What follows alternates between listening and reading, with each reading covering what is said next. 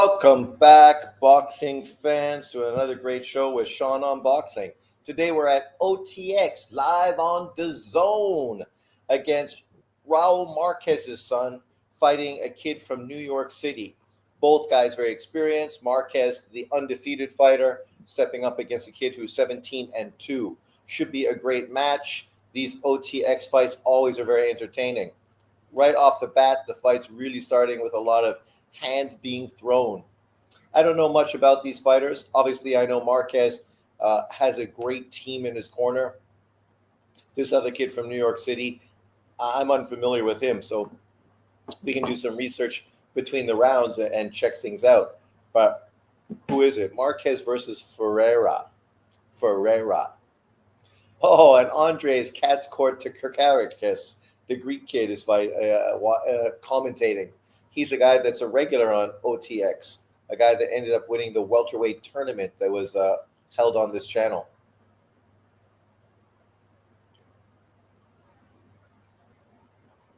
Ferreira uses a long jab, lots of head movement, good combination punch from him.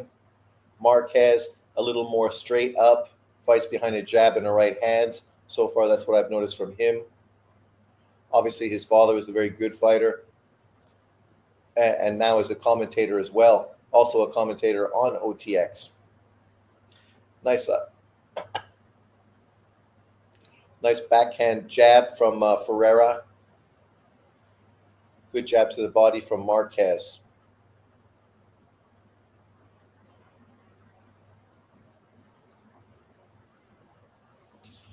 This was a surprise fight card. I was just scrolling through YouTube and saw it, and it was like, oh, perfect. So far in this fight, you got to give Ferreira a bit of the nod. He's putting his hands together a little more. It's kind of like Bud Crawford versus Canelo. One guy is just more active. Ferreira's jab is very good. It's straight down the middle. He's obviously got a reach advantage as well, and he's been pretty effective. For Marquez, he's going to have to keep his guard up and use a little bit of side-to-side movement to get under that jab, to get on the inside and be effective. I don't think he's going to win a battle of the jabs versus Ferreira. And that sister sitting in the crowd, woo-wee, she's fine. Oh, my God. Damn. Good jab to the body from Marquez. So far, that's been his most consistent punch that he's landed. Whereas Ferreira moves a lot, uses angles, lets both hands go. Obviously, there's not a lot on his punches because he's just pecking and poking, even though that backhand right there was nice. But so far, Ferreira, he should feel pretty confident. So far, his tools have worked out well. For Marquez, obviously, he's just trying to get the timing down because so far he's missing on all his hooks, and his jab to the body and a bit of his jab to the head is the most effective punch he's had. I think what he needs to do is start jabbing to the chest and then follow that up with power shots after you have the guy reset. But the guy Ferreira is a little unorthodox. David's in the house. What's up, David? You're not watching the Colazo card. I'm just watching what was on YouTube. Has Fonduro's sister fought yet?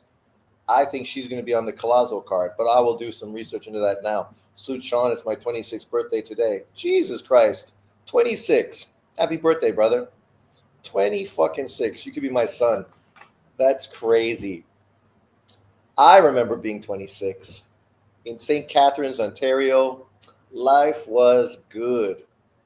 Man, life was good. Life was good at that time. Not that it's not good now. It's just different. Obviously, I'm not pulling birds like I was back then. Could be because of my short hair and thick glasses. But yeah, Gabby is on the Golden Boy card. So I guess that's on DAZN. Okay. Well, keep me abreast. So far, this fight is well worth it. It's an entertaining fight between Marquez and Ferreira. Don't be surprised if Ferreira pulls the upset against the young Mexican prospect who's undefeated. I think Marquez is currently 12-0 with 6 KOs.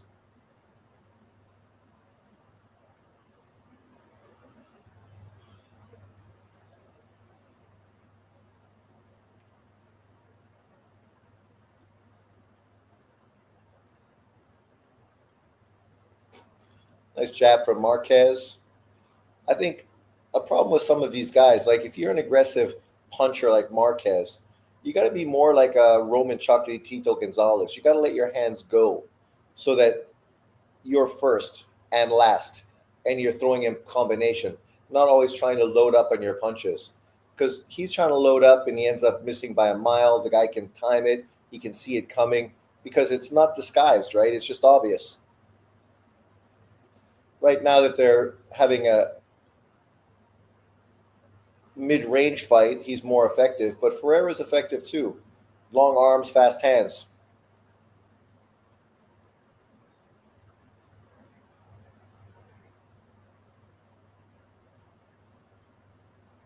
But obviously, this round is much more the way Marquez would like it to play out. Much more of a grinding out inside battle. I forget who's in Marquez's corner, but he's got a great boxer in his corner. A guy that was fighting during the same era of his father and was a Puerto Rican fighter, I think, who was really one of the pound for pound best fighters in boxing. A guy that was great, I think, at that 140 pound, 135 pound division. The problem with him is I think drugs and lifestyle ended up ruining his career. But now he's in Marquez's son's corner. When you have somebody like him in your corner, you get some elite technical advice from a guy like him. And so far, I don't see that from Marquez's son. He just looks much more like a typical Mexican fighter, a guy that's just trying to fight on the inside and land power shots.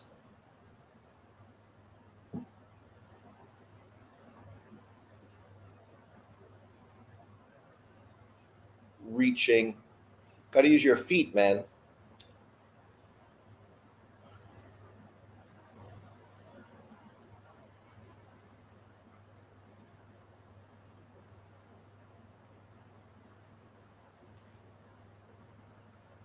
That might be a Marquez round, but he didn't look dominant.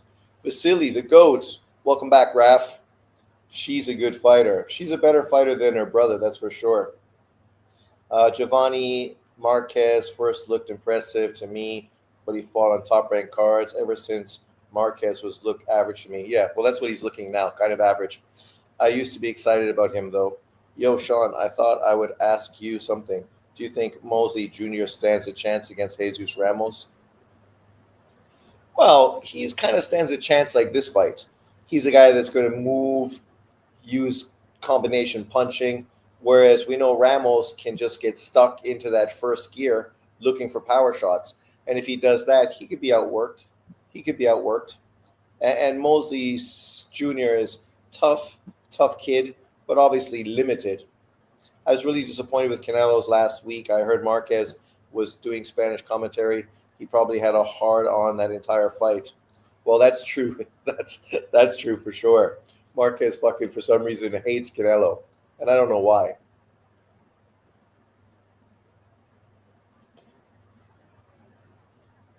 Marquez, unlike Andre Ward, he made some good money in the sport of boxing.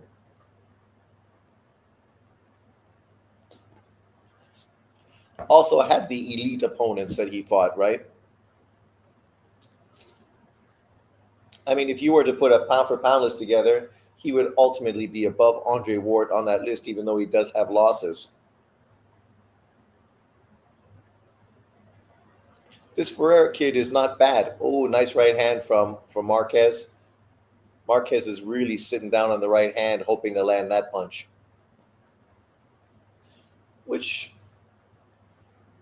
could be a difference if he's that much of a puncher. But I don't think he's that big of a puncher. His father also wasn't that big of a puncher either. His father was just a tenacious, nonstop, hardworking, tough as nails motherfucker. And because of that, he got a lot of big victories that people probably didn't expect him to get.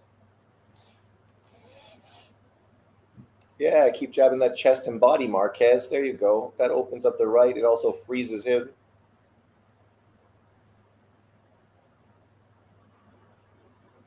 Ferreira. Is Ferreira Dominican? Puerto Rican? What's wrong?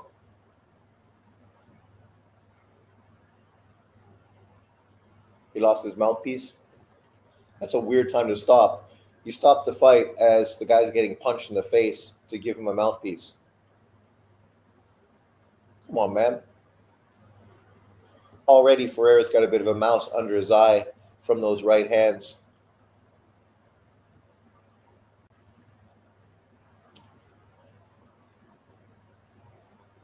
That was an untimely stoppage from the ref.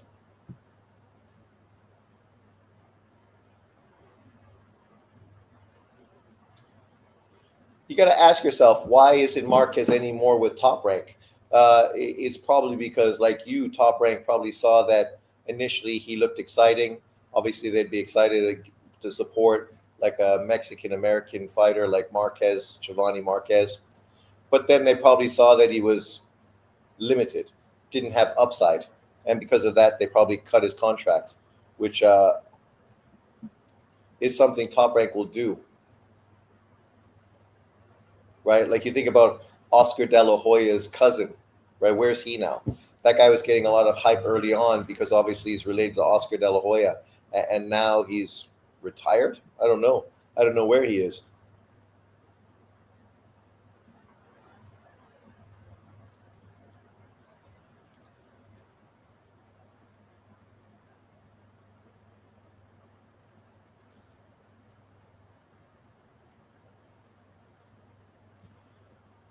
Ferreira starting to hold.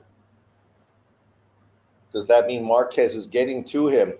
Well, let's check out these things. You remember Yori Boy Campus? Yes, I do. What's up, Wayne Evans? Salute.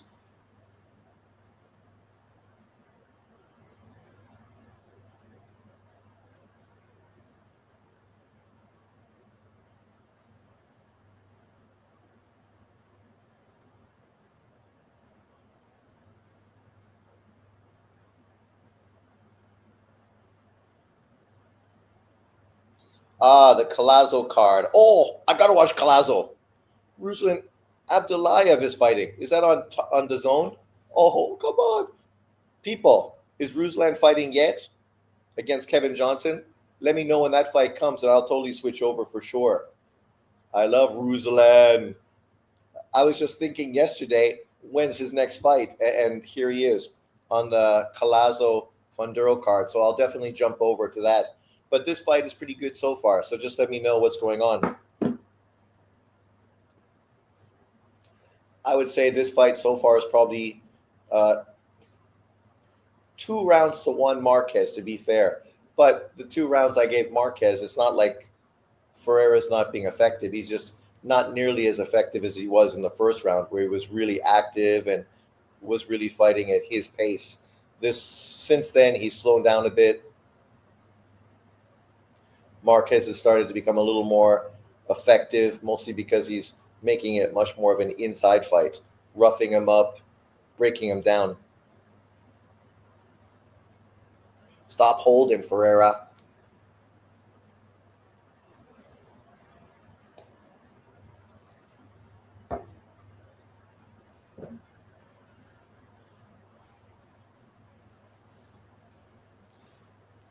Yeah, Ferreira just wants to hold. It seems like he's getting tired already, and that's not a good sign in round 4.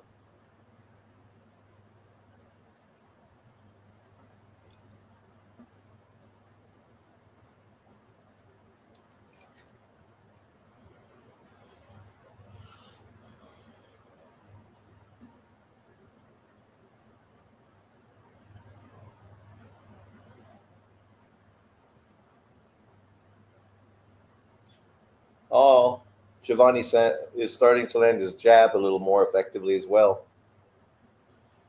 That's something that Ferreira's got to get back on because his jab was long and sharp,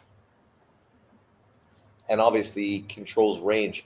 Now he's kind of just letting Marquez walk right in.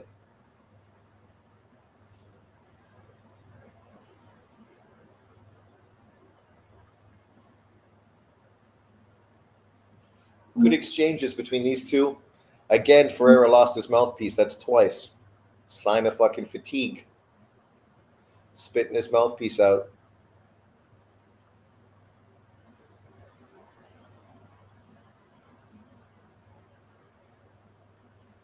way this fight is going, I would not be surprised if Giovanni Marquez wins, because it just looks like in the second half of this fight, Ferreira is just going to have nothing left.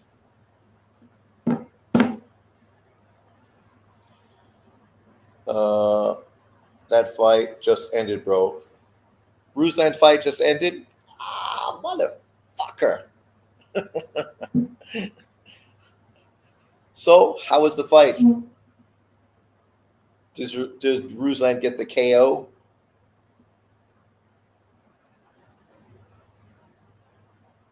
Ah, he went the distance. Oh, shit. There it is. Now it pops up on my fucking box rec instantaneously. Ah, man. 3-0 with one knockout. Since they put him in with more experienced fighters, he's went the distance with both of them.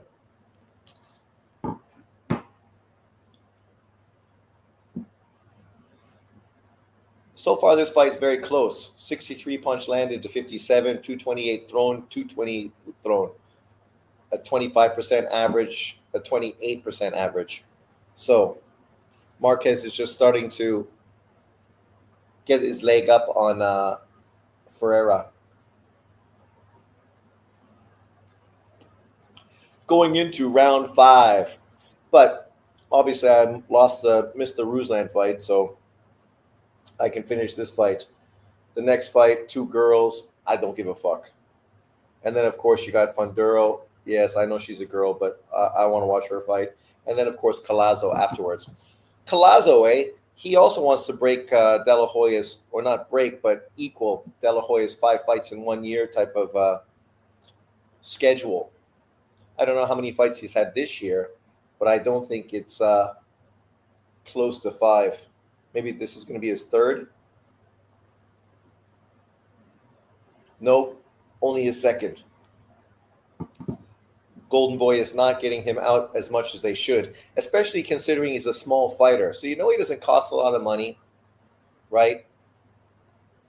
You could put him on cards, outside of America. It doesn't matter. He doesn't have to be fighting in the U.S. because obviously he's a minimum weight fighter. So you could put him on UK cards, Saudi Arabian cards. You could fight him a lot more than he is right now. And in truth, we want to see him in unification fights. I know he's staying busy, but not against another world champion. So that's kind of disappointing. The guy he's facing, 14-1-1 with 8 KOs, Filipino fighter, lost to Akui, a fighter that my man Kenshiro Taraji knocked out.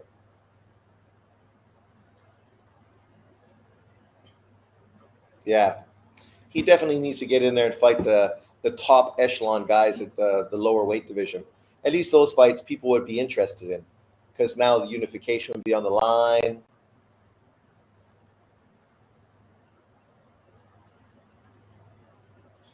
Ferreira's doing better in this round, letting his hands go a little more.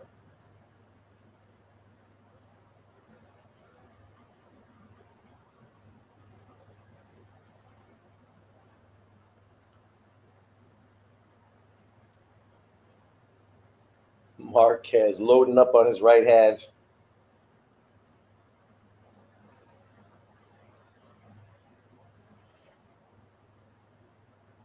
Yeah. Right now, I mean, we'd like to see Collazo fight Melvin Jerusalem, the WBC champion, or maybe Pedro Tandurin, the IBF champion. The last 2 champions in the division, right, for him to become undisputed. And at that weight division, you kind of need to become undisputed to really get recognition. Because there's not a lot of promotional problems stopping fights from being made, in truth. If you offer Tandurin and Jerusalem good money, they're going to jump at the chance to fight you.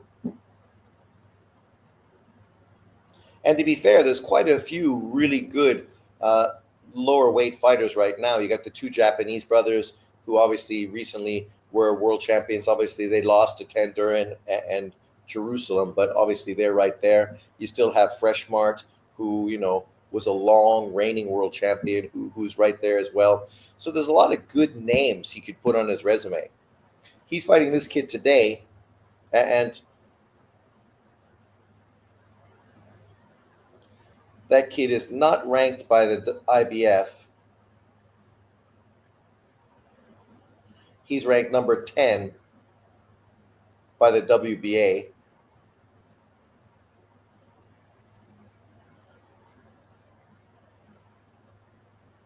He's not ranked by the WBC. And he's ranked number 7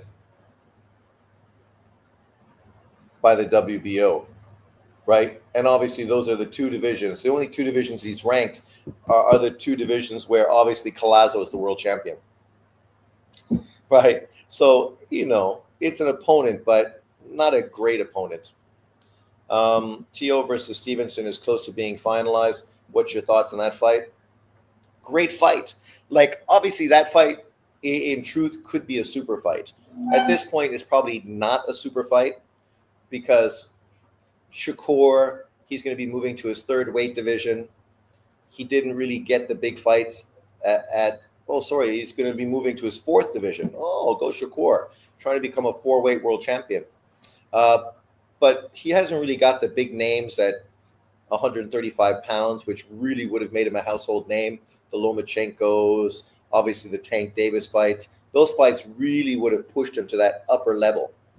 And Teo, well, obviously still a champion, he also, since he moved up to 140, outside of beating Taylor, what big name opponent has he fought?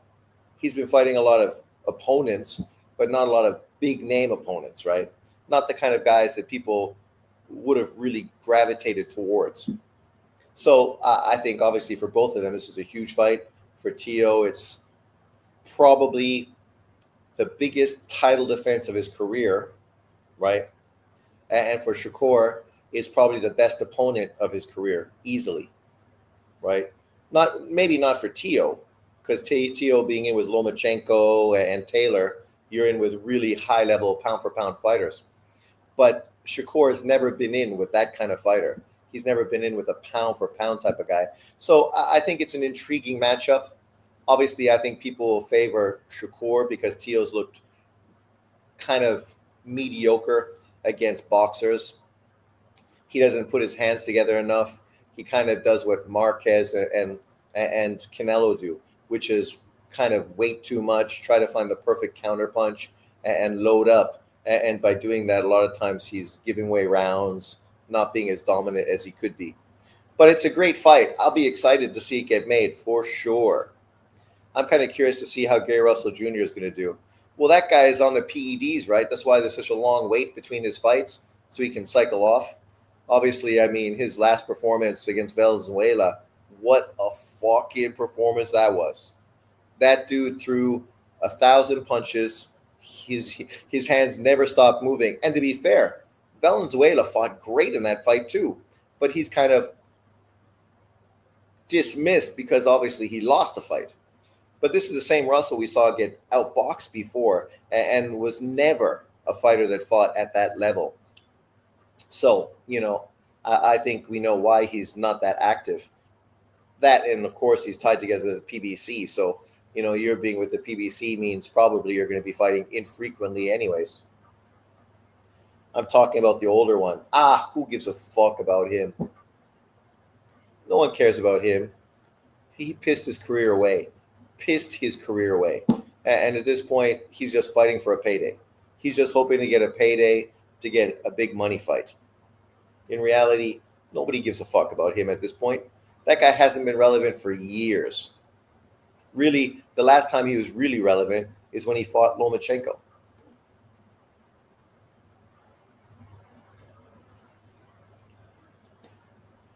After that, he became a champion and fought literally once a fucking year for like 6 years in a row. Lost to Magsaya. To be fair, he was injured. But why didn't they try to rematch Magsaya to get the title back?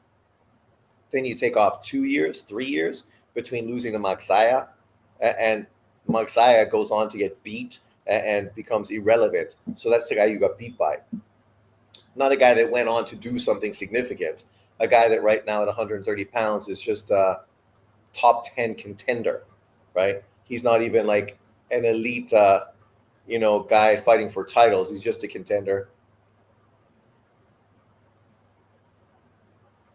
Oh, I think Ferreira's got his second win back. He's letting his hands go a lot more this round.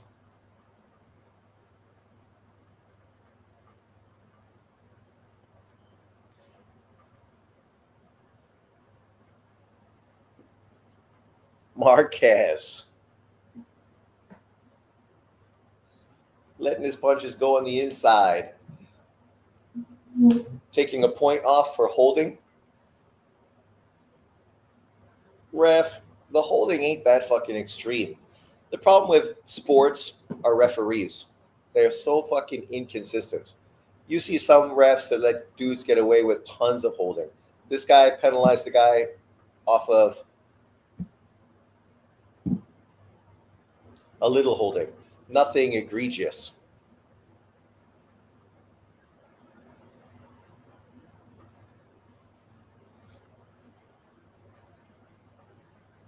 I wish I could find out this card. How do I spell Giovanni Marquez?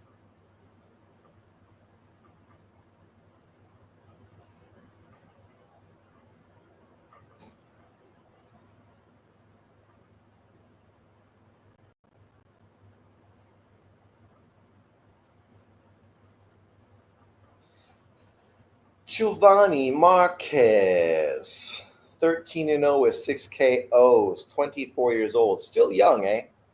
Do you think Crawford might stay at 168 and fight a guy who is decent but bearable, like a Beck, the bully, for example? No fucking chance. Why would he waste his time against a guy like that? If you're going to fight someone at 168, you're going to fight Canelo Alvarez in a rematch. There's nobody else you're going to fight because no one else is going to generate any money. They're too dangerous, right? Yeah, beatable, but what's the fucking point? He's not going to generate a lot of money. Bud Crawford fights once a year. Why is he going to waste his fucking time and training camp against some bum ass fucking opponent? What would be the point? To be fair, Crawford has never defended undisputed. Not at 140, not at 147. Why do you think he would do it at 168? No chance. Mimbili totally beats fucking Crawford because Mimbili is not Canelo Alvarez. He's a guy that nonstop pressure, nonstop volume. Crawford couldn't deal with that. And that's not to dismiss Crawford. He's not a 168-pound fighter, right? What he's going to do if he does stay at 168 is rematch Canelo. It's a huge fight. You're going to make over $50 fucking million for the fight. Or you're going to go to 160 to try to become a 6-weight world champion. Even if you just do it in one fight against Erislandy Lara, whoever you find is most beatable. You do that and you become one of only 3 fighters in boxing history who've become 6-weight fighters. And then you can retire. And literally at that point, you can say you have a better career than Floyd Mayweather. You're a 3-weight undisputed champion. You're a 6-weight world champion. I mean, these are things Floyd Mayweather can't say, right? So you're definitely putting yourself up there on that echelon of all-time greats. What I said, and obviously this is a bit of a stretch and is dangerous, but think about the rationale behind this, would be him going up and fighting Bivol at 175. Obviously, that's a much tougher fight than the guys at 160, but I don't think it's that much difference between, say, a Janibek and a Bivol. I think size-wise, they're pretty similar, right? If you ever saw them beside each other, I don't think you would notice too much differences. You go up and you fight Bivol at 175. You do what Sugar Ray Robinson wasn't able to do, which is move up to light heavyweight and become a champion, right? Even Canelo Alvarez did that, but he did that against a guy people feel was beatable in Kovalev, and he lost to Bivol. For Bud Crawford to go up and beat the guy that beat Canelo Alvarez at 175, doing what Sugar Ray Robinson wasn't able to do, that potentially puts Crawford as the #1 fighter in boxing fucking history. Imagine that. A guy that literally could be considered the #1 fighter in boxing history. That's ridiculous. And then to retire undefeated after that, that's mic drop, man. Mic fucking drop. Alex says they're already an argument for Crawford over Floyd. Floyd was never undisputed, let alone 3 times. Yeah, Alex, but Floyd obviously had a lot of other great things. He fought way more champions. His resume is much better. So, it evens out. One guy has all the resume, one guy has all the accolades, right? But that's why becoming a 6-weight world champion is just that extra cherry on top. And to do it at light heavyweight, something the great Sugar Ray Robinson, the guy that was the inspiration for the pound for pound list, he couldn't do that. He got knocked out when he moved up to 175. I mean, if Bud Crawford goes up and beats Bivol at 175, woo-wee. And obviously I favor Bivol, but I think that's a good fight. I heard you say that you think Bivol is a winnable fight for Crawford. I felt out. Better BF isn't. Well, that's why styles make fights. I don't think Better BF is a good style matchup for Bud Crawford, just like I don't think Billy is. We'll see. That's the thing, though. If one of those guys, Better BF or Bivol, would have won both times, I don't know how I would rank either Canelo or Inouye over those guys, even with Crawford's win over Canelo. Well, right now, obviously, Ring Magazine has Crawford #1 over Usyk, but I still think it's between Usyk and Crawford right now. Obviously, Inouye and Bivol are number 3 and 4, but there's no disrespect there. That's historically great to be like in the top 5 pound for pound best fighters currently. There's no need to be negative because that's what everybody aspires to, right? I meant Crawford or Inouye. What about Crawford or Inouye?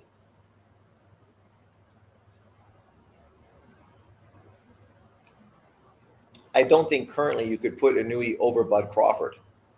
But if Inouye beats Junto Nakatani, we're putting him in a position where potentially you could put him above Bud Crawford, especially depending how he goes about beating him. I know the haters will say, who's Junto Nakatani? He's not Canelo Alvarez. No, he's not. He's a prime fucking fighter with the reach advantage, with the age advantage, with the size advantage, right? All those things you were propping up Canelo Alvarez for, even though he didn't have reach advantage over Bud Crawford. Junto has those advantages, legitimately. Let's see what the judges thought as we send it back up to Luque Contreras. After going the distance inside the OTX ring, we consult the official scorecard to determine a winner. I think Marquez won. 79-72 in favor of Marquez. Judge Lopez. 76-75 in favor of Ferrer. That's better. Closer. 77-74 in favor of the winner by way of split decision. Repping the DR, El Bongocero, Wesley Ferrer. I don't think Ferreira won.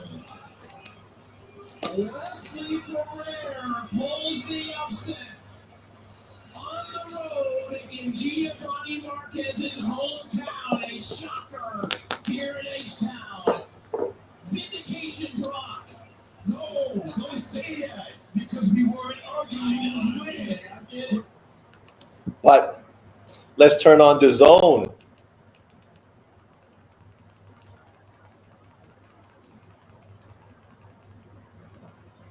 See, people are criticizing apps, but what's wrong with having an app to watch boxing? Look how easy that is. Just to boop, boop, boop, boop, boop, ding, turn it on. The app is here. Boxing is getting ready. Uh, Alex says, who cares about pound for pound? We know who the best fighters in the world are. Well, that's it. That's the whole point why we know who the best fighters in the world are. Pound for pound. You put really the 10, probably there's 15 fighters that are the elite fighters of boxing. That's why I think people squabbling about semantics, about, being tribalistic and not having a fighter that looks like them be ranked higher than somebody else. The reality is they're all being given pound for pound status. That's what these kids have dreamt about, being considered pound for pound the best fighters in boxing today. MJ win for Inui is good, but to be fair, he had already lost to Palace. I think if Inui beats Nakatani, I would definitely put him over Crawford, though. It's a conversation. Bud didn't beat an unbeatable, undefeated guy who outweighed him by 40 plus pounds twice. Exactly. And that's why I favor Usyk above Crawford. But for him to jump up 2 weight divisions to beat Canelo Alvarez, obviously it's understandable that people would put Crawford at number 1. He deserves it, but so does Usyk, right? That's why I say those two definitely deserve to be at the number 1 position over guys like Bivol and Inui, who obviously I rate, and I like Inui the best out of all of them. But, you got to be fair. A 122 beating a 118 isn't quite pound for pound material. See, once again, that's just a stupid fucking comment from a stupid fanboy. I got Usyk, then Bud, just because of accomplishments within the number of fights. Well, that's true. You got to be impressed with what Usyk has done, and consistently has done that on the road, right? Imagine if Crawford would have fought all his fights on the road. Would his resume be the same as it is now, or would he potentially have draws or losses?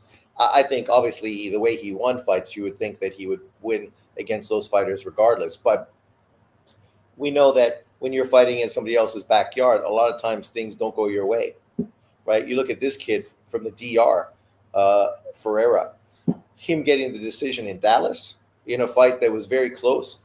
I'm surprised he got the win. I thought Marquez won, and the fight's in Dallas, so you'd expect Marquez to get the nod, right? Mirage probably still has Benavidez as his pound for pound number 1 fighter. Imagine how you're going to fucking be such a fanboy that you're going to put David Benavidez pound for pound number 1. I don't think he's pound for pound top 10. Based on what? Becoming a 1-weight world champion who's never unified? I know currently he's 2-weight, but that title is Bivol's title. He didn't lose it, and he shouldn't have been fucking stripped. So for me, David Benavidez is a 1-weight world champion who's never fucking unified. How are you going to put him above guys like Devin Haney, guys who literally have done far more, guys who've won multiple weight divisions, undisputed, right? So, yeah, I mean, you think about Zurdo Ramirez, Devin Haney. Those 2 guys easily should be ranked above David Benavidez. Easily. On the road, yes, that matters. Ward didn't fight on the road on his run. No, Ward never fought on the road, even in the World Boxing Super Series. The only fighter in that tournament that didn't fight on the road. The only fighter. And he was not established. Let's not say that he was the A-side. There were world champions on that fucking tournament, in that tournament. And they fought on the road, right? But the guy who was a prospect, he never fought on the road. Tell me how that fucking works out. That's some dodgy shit.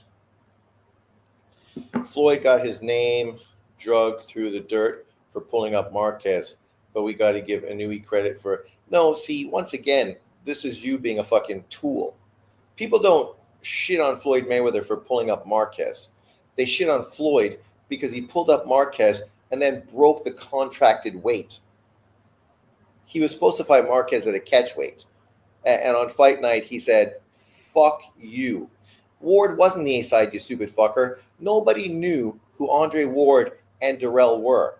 They were 2 prospects that really weren't fucking getting a lot of attention. Me being a hardcore boxing fan, I barely even knew who Andre Ward was. When I saw Ward and Durrell as part of the Super 6, I was thinking, why are these 2 fucking kids on this tournament? None of them have accomplished fucking anything. Nothing. Arthur Abraham, Fucking what's his face was undisputed middleweight champion. Froch, Kessler. These guys were world champions who had legitimate fucking resumes. What's his face, who beat fucking Bernard Hopkins, was an undisputed champion, for fuck's sakes. But you're going to say Andre Ward was A-side. Nobody knew who Andre Ward was. To be fair, silly ass, you weren't even watching boxing during the Super Series tournament. So stop your shit. You didn't even know who Andre Ward was. You didn't watch boxing at all. And as far as fucking Floyd getting his name drugged through the mud, he got drugged through the mud because he fucking came in overweight, just like fucking Ryan Garcia did against Devin Haney. And who told Ryan Garcia to come in overweight versus Devin Haney? Fucking Floyd Mayweather did. So stop. You can keep blowing fucking Floyd all you want, but it exposes you as a fucking fanboy. But we know you are. So no surprise there. Junto Nakatani is a pound-for-pound fighter who is taller, longer, younger than fucking Inoue. If he fights Nick Ball at 126, he's fighting a fighter who's shorter, with less reach, and older than Junto, right? Fighting Junto, he's fighting a lefty with a reach advantage who's fucking 27 years old. Literally 6 years younger than Inoue. Junto Nakatani is destroying opponents right now. Could easily be fighting at 126. Doesn't need to, because if you can still make weight, you make weight. That's just the way it is, right? But guys like you, man, you're the scumbags that fucking ruin the world, right? Because you're also the kind of scumbag that fucking preaches bullshit fucking politically as well. Guys like you are just fucking scumbags. You can't have real conversations with you because you don't mind lying and fucking spitting fake fucking narratives. As sad as that may be, that's you fucking in a handbag.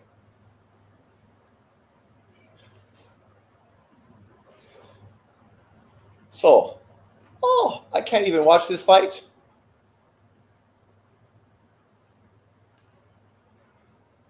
Oh, look at this. How to watch this and more. Follow the instructions you've been sent in your YouTube, my account on a web browser. See, this is the problem with DAZN. Why do I need to jump through fucking all this kind of hurdles? No, but your boxing politics shows what kind of person you are. You'd be saying the same kind of bullshit in politics. Inoue exposes Junto, in my opinion. I think it will be a brutal knockout.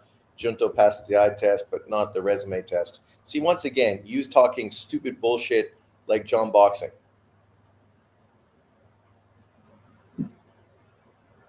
Did Madrimov pass fucking the resume fucking test? Did he? Daniel Dubois did, but did fucking Madrimov have a great resume? You couldn't even name two fucking fighters on Madrimov's resume. But you're going to talk about Junto not having fucking the resume. Junto's a 3-weight world champion who unified. Exactly the same as fucking Shakur Stevenson. And his resume is better than Shakur Stevenson's. Better than Shakur's. Shakur's best win is fucking Valdez. That's his best win.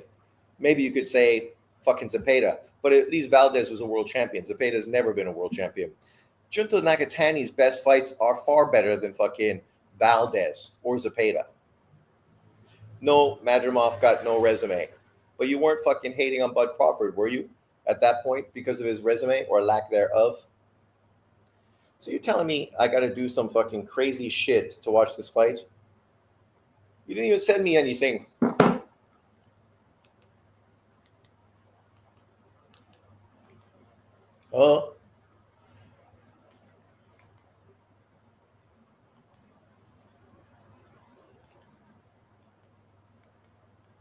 Oh my God. Go to my account on the web browser to subscribe. Oh, why do I need to fucking bother doing this shit? Did you guys have to do this shit to watch this fucking Golden Boy fucking fight?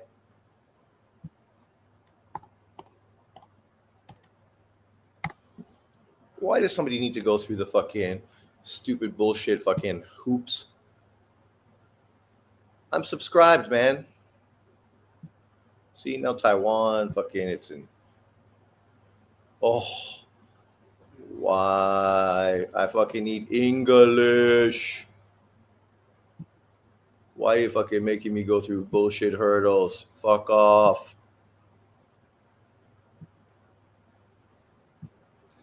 See, this is the problem with fucking DAZN.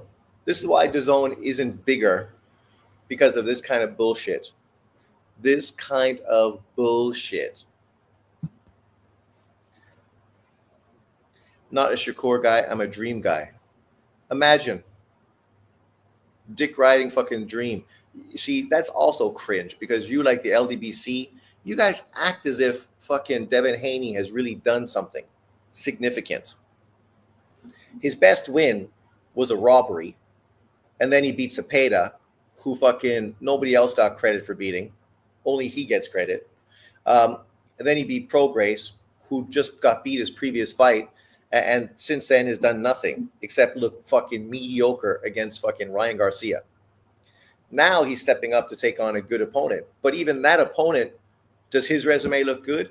Are you going to say Norman passes the resume fucking test? Does Norman pass the resume test? Haney's got a resume, Shakur don't. He's got names on his resume. 90% of them are old fighters that are fucking past their best. He didn't fight them at their best weight divisions. He didn't fight them when they were world champions like Jojo Diaz, fucking Linares, Gamboa. You're fighting old dudes to build up name recognition in your resume. There's a difference between having a good resume, fighting active prime fighters, and fighting name opponents because their names look good on your resume. Haney had like 22-inch reach advantage over Prograis. I don't know if it was quite that, but oh yeah, I'm putting back on fucking the other fight card. I cannot be bothered fucking jumping through hoops to fucking literally watch a fight card right now. Why do I need to? You forgot prime Kambosos, Newton. Once again, Devin Haney gets credit for beating fucking Kambosos, but nobody else gets credit. Lomachenko got zero credit. Oh, that wasn't the same version of Kambosos that Devin Haney beat. What are you fucking talking about? It's the exact fucking same Kambosos. Nothing different at all. I think you're being a bit harsh on Haney. Not harsh. You tell me, Alex, what prime world champion did Devin Haney beat? Outside of Kambosos, of course. And we know Kambosos is a future fucking Hall of Famer. But outside of Kambosos, what prime world champion did Devin Haney legitimately beat? Go, tell me. And I ain't hating on Devin Haney's resume. I'm just saying people using his resume as if somehow he did so much. The difference between him and Shakur is that Shakur was ducked by legitimate fucking world champions, right? Devin Haney fought old ass fucking dudes that were past their best. Like, let's put this in context. Remember, there was a conversation about Ryan Garcia fighting Linares. Guys like Silas Waldo, literally all over social media, shitting on Ryan Garcia, a guy who was never a world champion, for cherry picking Linares. But then they're going to praise Devin Haney for beating Linares. So Ryan Garcia, a guy who's never been a world champion, fighting Linares is a cherry pick. But for Devin Haney, it's a fucking great victory, right? This is the problem with fanboys. Their inconsistency. Oh, Brown is fighting. I got Brown to win this fight by knockout. She's the girl that beat that girl that Eddie Hearn was having sex with. That wasn't the same Kambosos who beat the Takeover. Man, stop. So, was that the same Kambosos that Devin Haney fought that beat fucking the Takeover? See, that's a stupid fucking narrative from a stupid fanboy. You're right, he hasn't fought a prime world champion. Next, yeah. Kambosos went 24 rounds with Haney, only 11 with Loma. His next fight is against Norman, who I believe is prime and very dangerous. Prime, but who has Norman beat? Has he beaten a legitimate top 10 opponent? I have Norman winning, but I give Haney credit for taking the fight, especially after what he went through with Ryan. Yeah, I give him credit because he's stepping up to his third weight division, taking on a hard-punching, dangerous opponent. But what boxer with skill has Norman ever beat? They're picking him because they think his feet are too slow, he's one-dimensional, we can easily outbox him. He's never been in the ring with a boxer because his team knows he can't fucking cope. And we'll see on fight night. I know a lot of people think Norman's left hand will expose Haney, and I kind of think that Haney's boxing will expose Norman. But it's still a great win for Haney. But you got some guys who are going to try to talk about Devin Haney being pound for pound number one if he beats fucking Norman. Linares got a Loma beating. You get no props for fighting leftovers.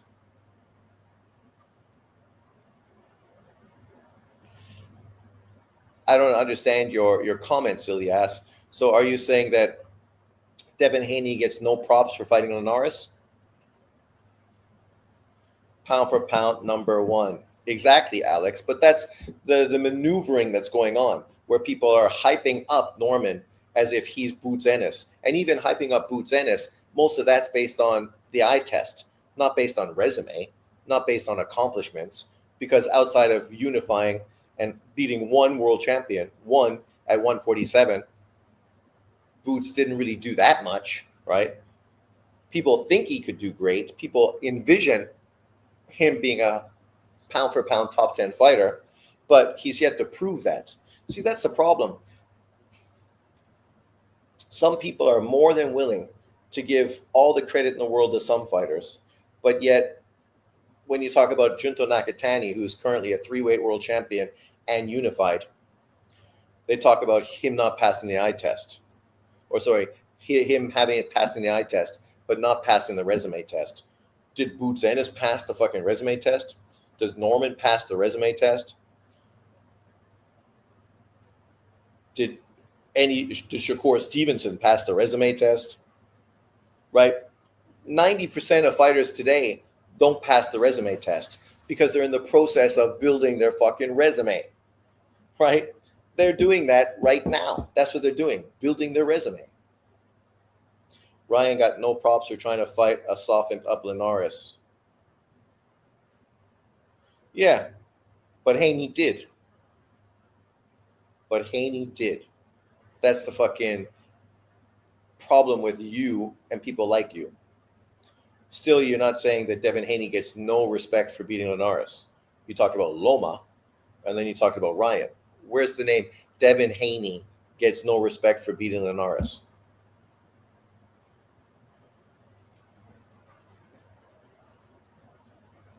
All I'm saying, people need to be consistent. I think Devin Haney's a pound-for-pound top 10 fighter. And if he beats Norman, that obviously elevates him, even though I don't think Norman passes the eye test. But it still elevates fucking Devin Haney. Just like for Inui, if he beats Junto Nakatani, that elevates him because Junto is much higher ranked than fucking Devin Haney currently, right? Even though some people say that's not fair. He doesn't pass the eye test like Devin Haney does. Oh my God. He also didn't get fucking beaten and battered around the ring by a fucking one-dimensional fighter who's never been a world champion. Even if he was on PEDs. Nobody can take away what we saw. We also saw the build-up for that fight when Ryan Garcia was a fucking mental case. So much so that people were all picking Devin Haney to knock Ryan Garcia out. That's how fucking terrible Ryan Garcia looked physically and mentally going into that fight. And that's the Ryan Garcia that beat Devin Haney's ass.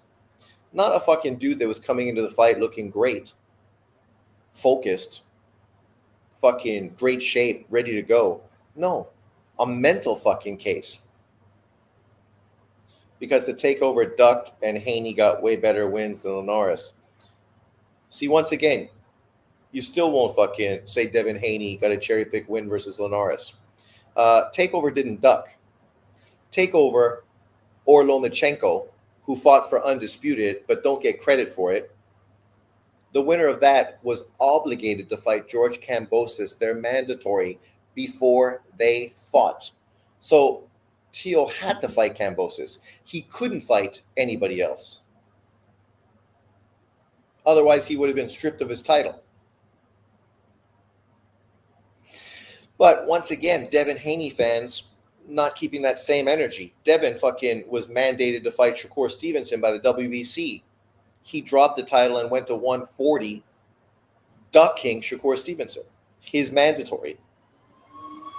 But yet people give him a complete pass for fucking ducking Shakur to go fight Regis fucking Prograis, as if anybody thinks Regis Prograis is on the same level as Shakur Stevenson.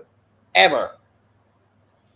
I've never seen Regis Prograis on a pound-for-pound list. Never fucking ever have I ever seen Regis Prograis on a pound-for-pound list. But I have seen Shakur consistently on pound-for-pound lists. Loma fought Campbell for the vacant WBC. Where the fuck was Haney? Exactly. Loma won the title.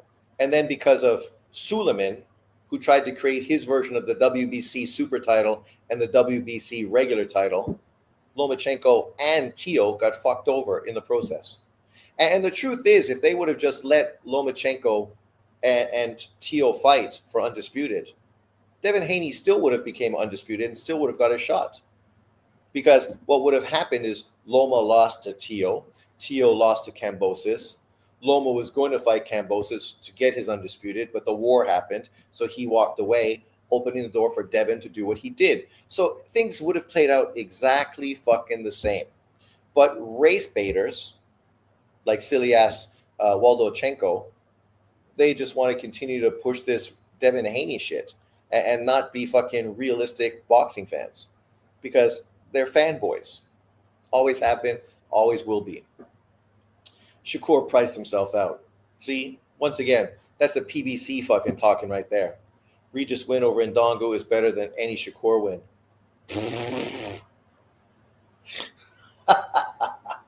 Yeah, okay, sure it is. Sure it is, yeah. Fucking Ndongo, who just got knocked out by Bud Crawford. Fucking totally exposed, destroyed. But now it became a real significant fight that you knocked out a guy who just got knocked out by fucking Bud Crawford. Oh my God. And then proceeded to get knocked out by everybody. But yeah. That totally reaches his best victory.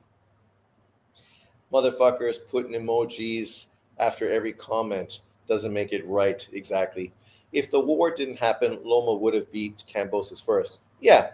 And then these guys still wouldn't have said that he was undisputed because Devin Haney had the email title, which is why they don't give Teo credit for being undisputed, even though in truth, Teo should be the first undisputed two-weight champion before Bud Crawford. Teo should have got credit for that. Ndongo unified, and then got knocked out by Bud Crawford. And Regis Prograis fought that version of Ndongo, the guy that got knocked out by Bud Crawford. But so what's going on with that Golden Boy card? Let me just go here and watch boxing the way it's meant to be watched, illegally. Even though I pay and subscribe to fucking DAZN, they won't let me fucking watch. So I need to do what? Fucking come here and go through fucking illegal streams to watch a fucking boxing match.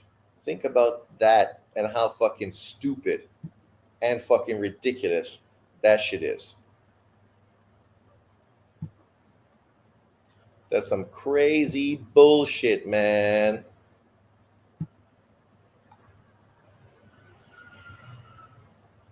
But I'll do it for you. See, this is much easier. It's easier for me to get an illegal fucking stream than it is to go to DAZN where I'm subscribed to and watch fucking the fight.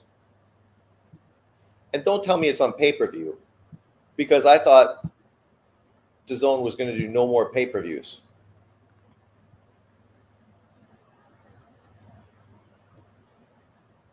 Now it's time to execute against a stubborn. There we go. So now I got both fights on. We're cooking with gas.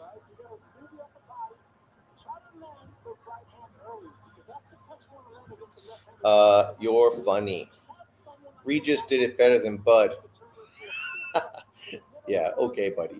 You're fucking an idiot. And every time you open your mouth, you just confirm that to the whole chat. WBC French fries ain't a real belt, Newton. Neither is the WBA regular title, even though at one time, that's the title that B-Hop became undisputed with. Because only when the WBA kowtowed the fucking Floyd Mayweather to create a WBA super title so Floyd wouldn't have to fight his fucking mandatories. Do you keep that same energy? Because that WBA super title, which is now the regular title, is basically a French fry title. Keep that same fucking energy, buddy.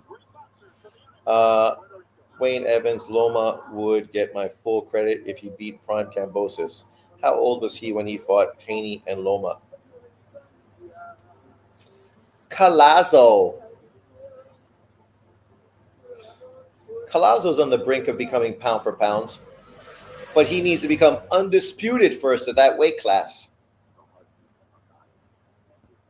You become undisputed, and I will put you on the pound for pound list above fucking David Benavidez for sure. Reggie Belts don't count. See, this is Silyashchenko once again proving his stupidity. So then Bernard Hopkins was never undisputed. Bernard Hopkins never had 20 successful title defenses. That's what you're telling me? Okay.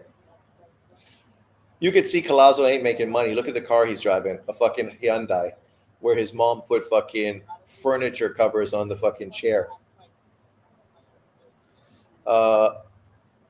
Sean, what's up with this ridiculous Kid Austin versus JoJo fight? Yeah, it's not bad. I mean, it's a solid fight, right? Kid Austin, to be fair, is still a young fighter. JoJo not ranked at all, 4-fight losing streak and 1 win in last 8 fights. Yeah, the question I have is what happened with the Raymond Muratalla fight? Kid Austin was chasing Raymond Muratalla for that IBF world title. All I can say is it's probably Kid Austin ducking, because we've seen him duck multiple fucking times versus Shakur, prior to Shakur, and now with this Raymond Muratalla fight. Or did Haney ruin him? Truth is, Kambosos has always been a B-class fighter who got a good win over Tio and done absolutely nothing else. Exactly. That's it. He had one good win when he was at his best and Tio wasn't at his best. He capitalized on his advantage that night and cashed out ever since. Collazo can barely see over the steering wheel. That's true. Bernard don't got regular belts, Newton. See, once again, Silyashchenko, that's exactly what Bernard Hopkins had. Because there were only regular fucking titles. The WBA created super titles for Floyd Mayweather. They weren't around when B-Hop was world champion. They were created by the WBA so that Floyd Mayweather wouldn't have to fight his mandatories. He could pick and choose who he wanted to fight. That's what Suleiman tried with the WBC. He just did it way shittier, and it never stuck. Why is nobody fighting Andy Cruz? He is ranked number 1 with IBF and WBC. It seems like Andy Cruz priced himself out because they were negotiating with Muratalla and Andy Cruz. That fight fell through the negotiation. So then they picked up Kid Austin. And as far as I knew, that was the fight that was being discussed and talked about. And then, of course, now that fight seems like it's off. So all I can say is it has to be Cruz and Kid Austin, because they're in position where they could force it to go to fucking purse bid. But see, the problem with going to purse bid is then they only get a percentage of the purse bid, which is probably less money than they fucking negotiated anyway. right? And this is the fucking rub. These guys that act like they want opportunities, but yet then they walk away from purse bids, showing you that they price themselves out. Because if you wanted the fight and you went to purse bid to make it, you could get it. There's nothing Muratalla can do to stop the fight from happening except drop the title. And he didn't drop the title. Those two obviously negotiations fell through, and neither went to purse bid, which tells you those guys pricing themselves out. And Devin Haney didn't go to purse bid. He dropped his titles. So don't say Shakur Stevenson priced himself out, because it didn't go to fucking purse bid, did it? Yeah, but that's all I can say. And it's kind of surprising for Andy Cruz, because this is some kid. How much money has he made in the sport of boxing? He spent his whole career as an amateur. Finally, he's getting paid in American dinero, not fucking Cuban peso. And this is his biggest opportunity to become a world champion. And then a potential fight with him versus, other world champions for bigger money fights are there for him. But what's he doing? Obviously, pricing himself out, unfortunately. Come on, Brown. I said you're going to knock this fucking Gongora girl out. And so far, it's in the 7th round. And this fight's been less exciting than your performance versus Eddie Hearn's side piece. Actually, that the Gongoro girl's walking you into good fucking counter shots. Here we go. So I missed Funduro's sister. Did she already fight, or is that going to be the main event?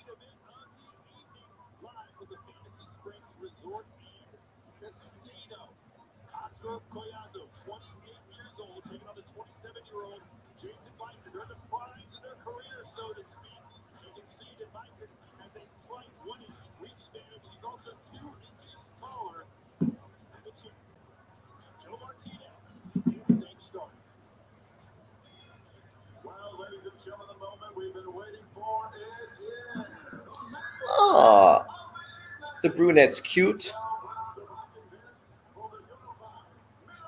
The blonde. I'm not much into blondes. I prefer brunettes.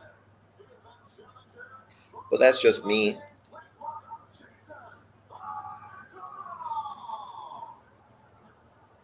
But here we go. Collazo. Collazo going to score a knockout in this fight for sure. What was my prediction? Let's check this out. I made my predictions earlier this week, and I feel that I've been way off the mark. How stupid is Power Slap? I watch it, though. Yeah, I never watch it. Never have I ever watched fucking Power Slap. So I got Collazo by 9th round TKO. I got Gabby by 9th round TKO. Lewis by split decision. Marquez by split decision. Oh, I was so close to getting Marquez split decision. Oh, Brown by 8th round TKO. I'm not going to get that. Yes. Pero by split decision. I know Pero won, but I don't know how he won. Oh, it's a bad week for my leagues. If I would have got Marquez by split decision, cha-ching, that would have been perfect. Come on, Brown. I got you fucking winning by 8th round TKO. This is the fucking 8th round. Do a brother proud.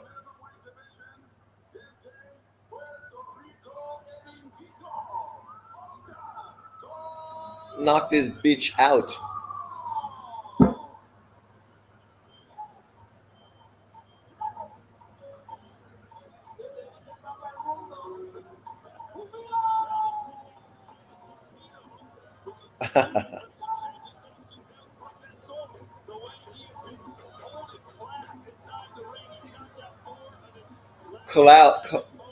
Collazo needs Turkey to fucking finance some of his fights so he can buy a new car, get away from fucking a Hyundai, and buy like a legitimate fucking whip. He can give that Hyundai to his wife. Get a Mercedes in the driveway beside that Hyundai. You got to fucking unify, buddy. Tandurin, Melvin Jerusalem, fight those dudes. Unify titles. Become undisputed. Become pound for pound. See, that's the irony. Imagine if Collazo becomes undisputed at, at strawweight. Do you think these same guys that want Devin Haney pound for pound because he was undisputed, want Charlo pound for pound because he was undisputed, want Bud Crawford pound for pound #1 because he was undisputed versus Ndongo? Do you think these same individuals would even rank Collazo in the top 10? I think the answer obviously is a big fat 0. They will say, who's he fought? We don't even know who these guys are. Same fucking narrative all the time.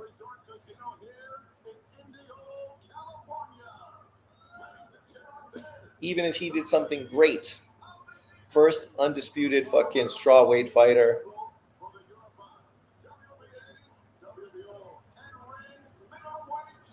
Salute Sean, you should make a Sean on Politics channel. It would be epic.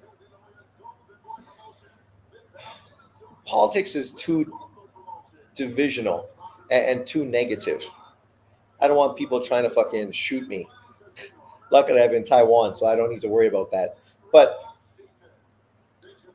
the truth is, I think people should be smart enough to realize that politics is all bullshit.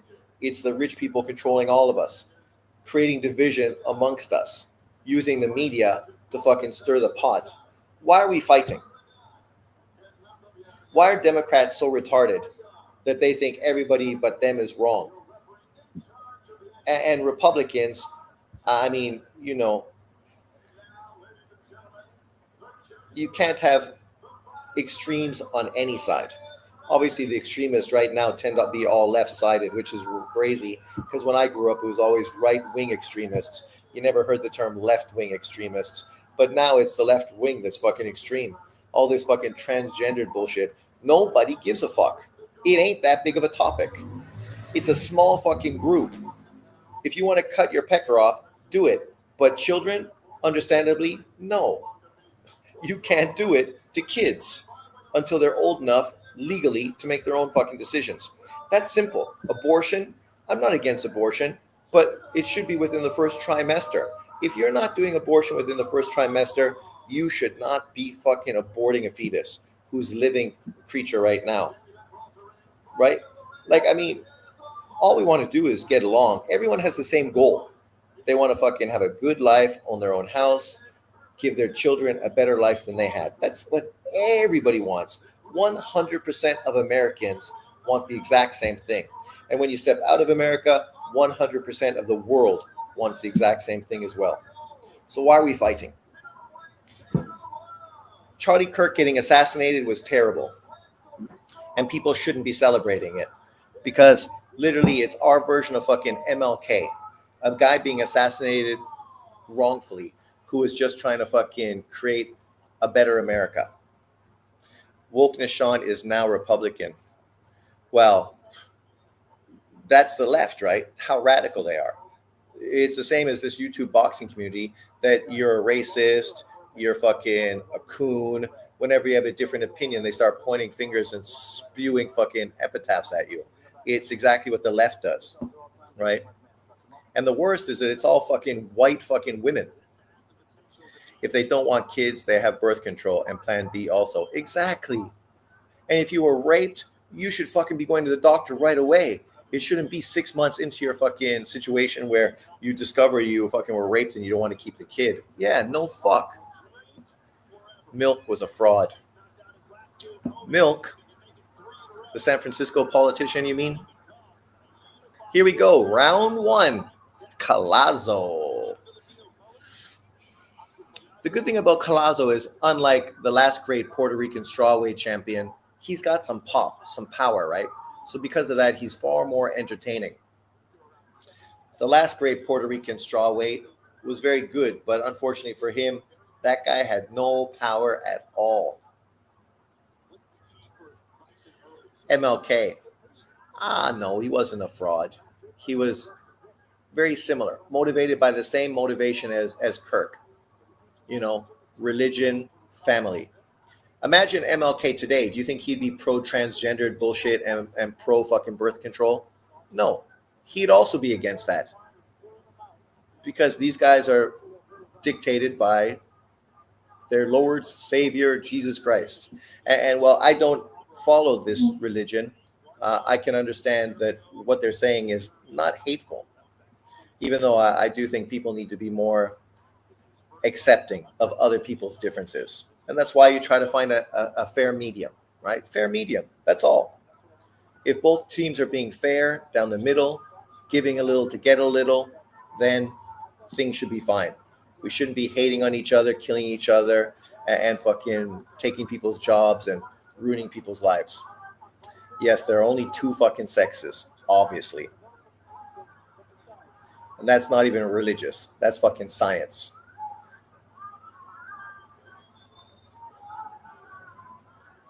John Boxing only says that when he tries to hate on non-black fighters, though, silly ass. When you talk about fighters that he supports, they have no competition. Floyd Mayweather historically was shit on by fucking black Americans, Errol Spence PBC fans, because he had no resume. He was mostly cheered on and supported because of his accolades, because of the hardware he accumulated, becoming undisputed. He became undisputed at 140 by beating Ndongu, and all Black America YouTube channels elevated him to pound for pound number one, not based on resume and competition, but based on hardware. So here's where guys are hypocrites. They pick and choose when it's about hardware and pick and choose when it's about competition. No, Floyd cherry-picked his whole fucking career at 147. There you go, knocked down early. I mean, when you're fighting guys like Robert fucking Guerrero, a lightweight fighter who wasn't the best lightweight champion at welterweight, or fucking Ortiz, a guy that fucking already had been exposed by Maidana, you're telling me he's fighting competition? Berto, who was literally 3-3 in his last 6 fights when Floyd fought him. But that's competition. And then fighting fucking an MMA fighter to become 50-0. A guy who'd never fought before. It was his debut. When you look at Floyd's resume, it's Floyd Mayweather 49-0 versus Conor McGregor.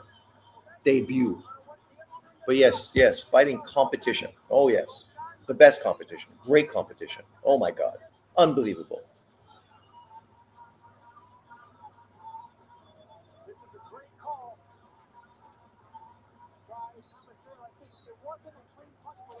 MLK was LGBTQ with a writer and publicist. He was a plant. Oh, come on. What do you mean LGBTQ?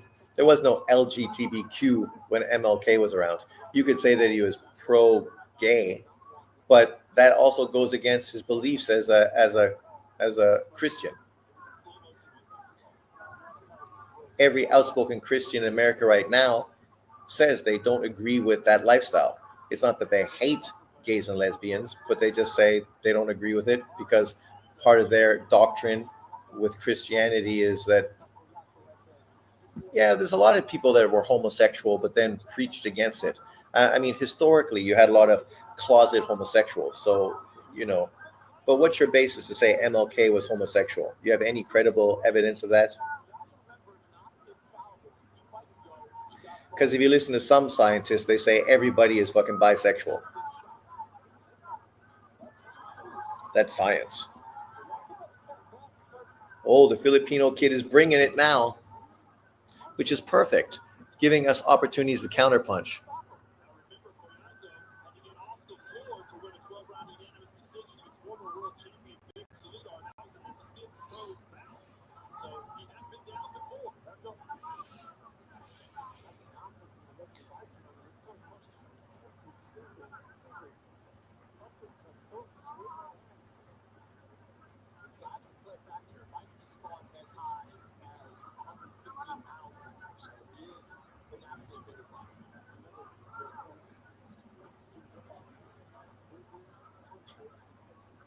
Let's counter, Colazo. Oh, he walked into one there. Don't jump in, buddy.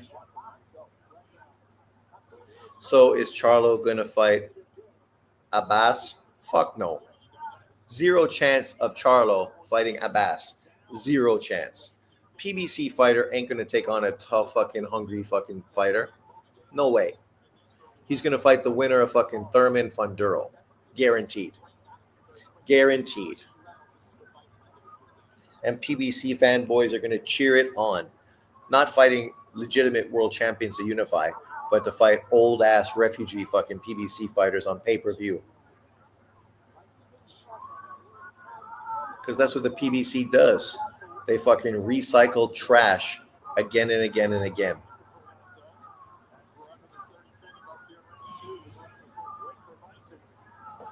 My coffee is finished. I wish people would stop calling for Bud versus Charlo next. People can call for it, but I mean, at this point, it ain't going to happen. What would be the point of that fight happening? He just beat Canelo, who beat Charlo. So, okay. He did what fucking Charlo couldn't do. And he did it fucking convincingly. Charlo looked like a fucking biatch in the ring with fucking Canelo. A straight up biatch. So, yeah, that guy better go back to 154 or maybe fight Erislandy Lara at 160, right? Like, if you were Charlo, that's probably your best bet. You fight Lara, who's 40 fucking 1 years old, to win his WBA title, and then you could potentially unify against Carlos Adames. And maybe you could fight Bud Crawford then for undisputed at middleweight if Crawford fights MJ and beats him. And then I would say that's a good fight. To be honest, I thought Jermell, the 160 brother, was better than Jermell. He was better, but he's also fucking a mental case, right? He's far more off his rocker than his younger brother. And it's disappointing because his younger brother is going to be seen as a better fighter than him. It's kind of like Durrell brothers, right? The older brother, Durrell, who was a champion at 168, is going to be seen as the better brother. But he ain't fucking better. His younger brother was world class, right? Until that fucking late punch from Arthur Abraham basically ruined his career in the World Super 6 tournament. He had a sweet jab, good power. He was the real deal. He should have fought fucking Demetrius Andrade, right? At 160 for unification. That's what he should have done. I still want to see Conwell get another chance at a good fight. Well, he needs to bounce back with a win, right? This Filipino kid's tough. He's given it. Dudu would have ducked him. Well, not if the money was right. Dudu just looking for a big payday.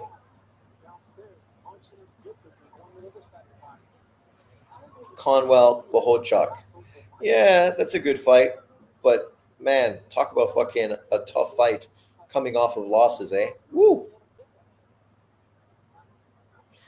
Oh, nice uppercut from the Filipino guy on the inside. He's good, man. The Filipino kid's landing some clean, good shots. You see the interview of Andrade criticizing? I did. Yeah, no, he's a fucking... Everybody knows what he's trying to do. He's just trying to get a fucking big money fight. He's hoping to get a Charlo pay-per-view fight. Keep going to that body, Collazo. Filipino kid don't like that body shot. Conwell Tellez, yeah, that's a great fight. The problem is Tellez is PBC, isn't he? I think Conwell would beat Bohochuk, Canelo for losing to Bud. Oh, yeah. Well, imagine that. He's going to shit on Canelo, right, for losing to Bud. But then he lost to fucking David Benavidez. But that's a victory for him. Andrade versus Plant, that's a fight that should be made. But it's not a big money fight. Plant got exposed by who? He just got fucking beat by nobody. He's kind of not wrong, though. Canelo fought like a C-level fighter. That's not true. See, saying that kind of stuff only fucking discredits Bud Crawford's win. Canelo fought the same way he always fought. The difference is Bud Crawford had the fucking way to beat him and did it. Canelo fought well. He landed a lot of good shots, landed a lot of good right hands, hit the body well. It's just he fought the way Canelo fights. Low fucking volume. Canelo's never fought different than that. Never. Who is Andrade to call for Canelo when he has been 2 years inactive coming off a loss? Exactly. Like, Canelo ain't interested in fighting fucking Andrade. A dude that's literally going to fucking run. If Conwell would have gotten totally washed, I would be writing him off, but his loss was close. That's true. Andrade quit nothing worse than that. Benavidez weight bullied Andrade. No, he didn't. Andrade fucking went up to that weight and got what he fucking asked for. An ass kicking. A guy who'd never beaten a world champion in his life. First time he stepped up to a world champion, he got fucking beat up and stopped. Was just as big. Back home, lock in Irish, I'm done. That was 11-1, 10-2 at best. Bullshit. I see where Schofield is cherry picking JoJo. What a clown that dude has become. Well, that's the problem, right? You have an IBF world title fight with Muratalla. Why aren't you pushing for that? You become a world champion, and now you're going to get paid more money. You're going to fucking be, right there for potential big fights moving forward. No one wants to see Dudu back in the ring. Nobody. That's why. When Ness told him he just needs to get back out there and beat somebody, because him trying to fucking clout chase other fighters for a big payday, no one gives a fuck about Demetrius Andrade. So even if we attach your name, oh no, Collazo's hurt. Collazo, that's why you can't get hit so much, buddy. Oh, there's a lot left in this fight. 2 minutes to go, buddy. And you running, trying to survive, don't look good. There you go. There's a good counter shot. Now he's coming at you aggressively. Now you can fucking hit him.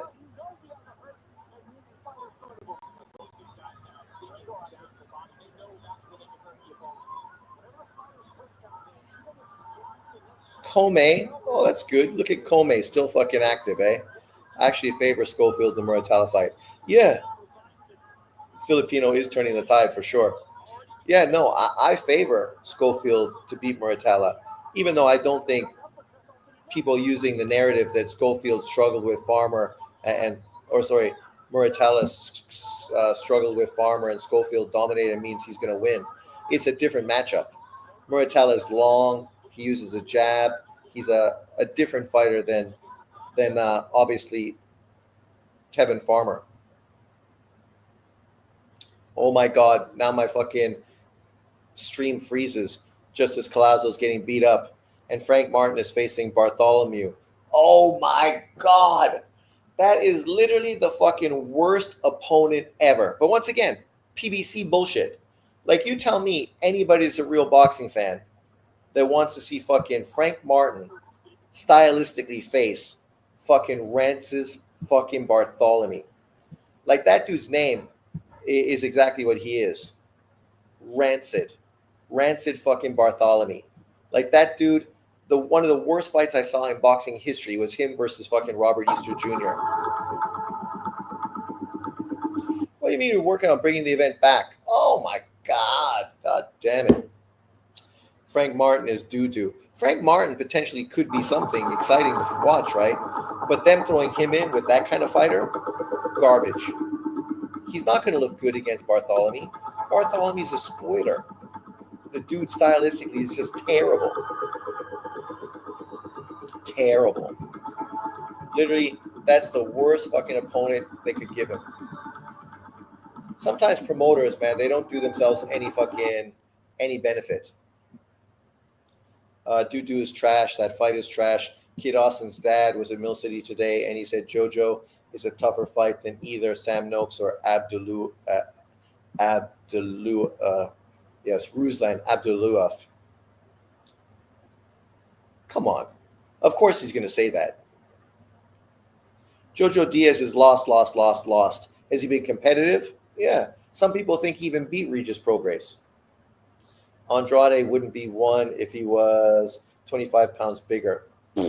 Frank Martin is doo-doo. Rances has been around forever. PBC needs to go away already. Fuck, man. Rolly, Pitbull, Frank, all hyped up because of Tank. Exactly. They hype up those guys so they can try to act as if Tank Davis's resume is good. Oh, look, Tank Davis's passes the resume test. Well, to be fair, Bartholomew put on a good fight against Russell and Jose Ramirez.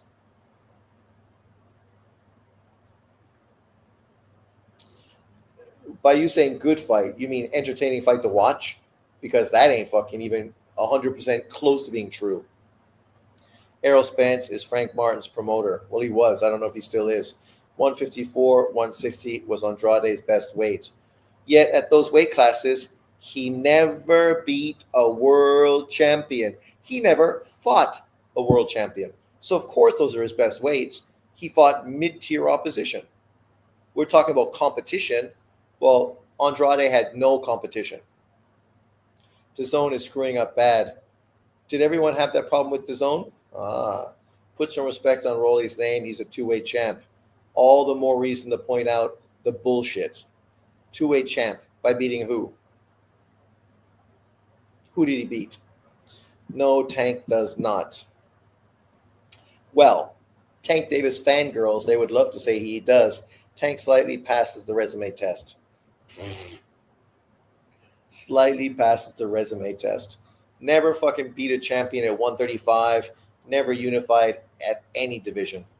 I agree, Frank versus Rances is not a good fight on paper. Bartholomew is actually better to watch than he used to be. Oh, only because he doesn't run as much now? All the champions ducked Andrade. Bullshit. He literally fucking ducked a contracted fight with Charlo. So as a result, that fight could be better than we think. Tank might get beaten by Jake Paul. Might get beaten. It's an exhibition fight. Nobody's winning. No one ducked doo-doo. He's actually the one that did the ducking. Exactly. Ducked MJ. Ducked fucking Charlo. Ducked Lara. You tell me Lara wouldn't have fought fucking Andrade? The Charlos and Lara and doo-doo, they didn't want any fucking thing to do with fucking Lara. Only thanks to fucking what's-his-face, the kid from Maryland, the big giant kid who came into the 154-pound division and started fighting the other champions. That's what allowed Charlo to become undisputed. Before him, those dudes wouldn't have fought each other. None of them. He ducked Zach Parker. Yeah, I forgot that. Tank lost to Roach, to be honest. Yes, he did. Kambosos fought better opposition than Tank. Didn't beat them, but he fought them. That's true. Swift Hurd. Yes, that's the man. And Tank, Jake Paul fight, they will have 16-ounce gloves. Duck the Kazakhstan guy at 160, who's the team of GGG. Probably will be Pillows next. Wayne Evans, True Kambosos win over the takeover is better than anything on Tank's resume. Way better. Oh.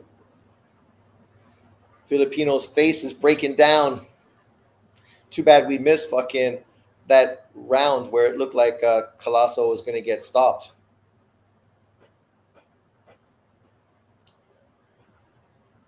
Who's this kid stepping into the ring?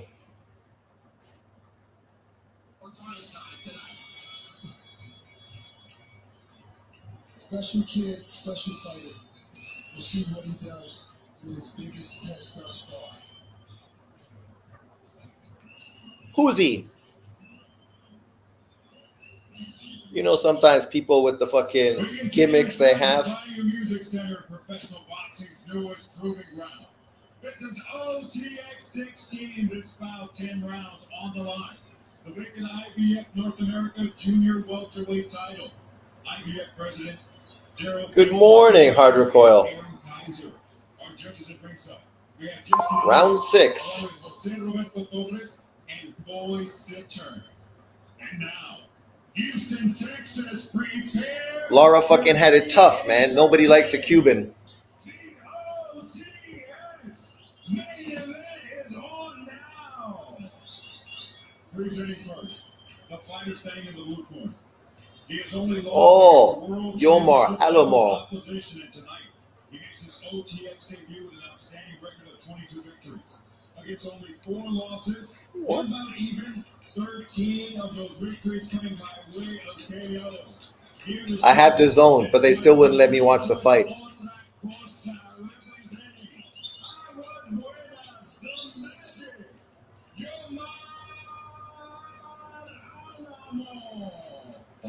That kid's fucking forehead is receding hard. Across ring the record, fighting at the longest boxing in Baytown tonight. One of the top prospects in the OTX. That's probably true. Rigo is in there as well, obviously. Who's this kid? Consisting of 20 victories, no losses, 16 of those victories coming by way of KO. Representing Houston, Texas, it's grind time.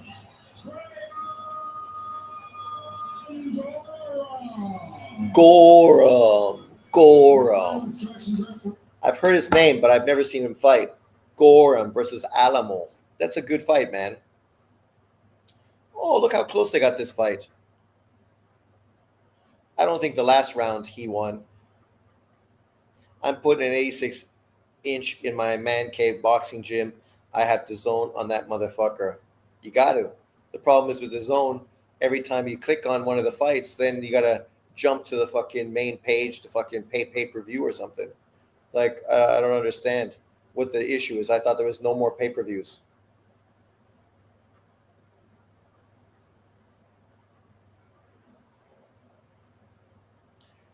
Filipino fighter looks like he's wearing down.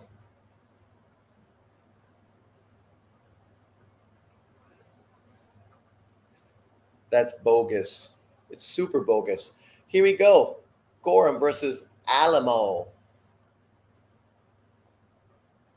Hey, Shakur Stevenson is announcing the fight. Tonight is going to be another test for him. I think this guy ended up a lot of tricky, good styles. Let's see how he passes this. Yeah, this is definitely a good barometer for him. I'm gonna hit you now. So, yeah, like hit you as champions, Jermaine Ortiz. Oh, Alamo's bringing it to the young kid. He's giving Grindhouse a lot of work, but that's it. You got like a prospect versus a very experienced contender. It's a good step-up fight, and this is free on DAZN.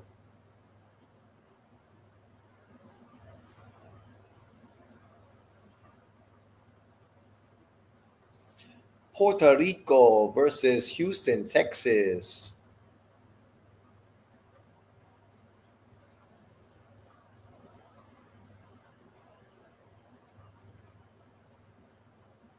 OLED.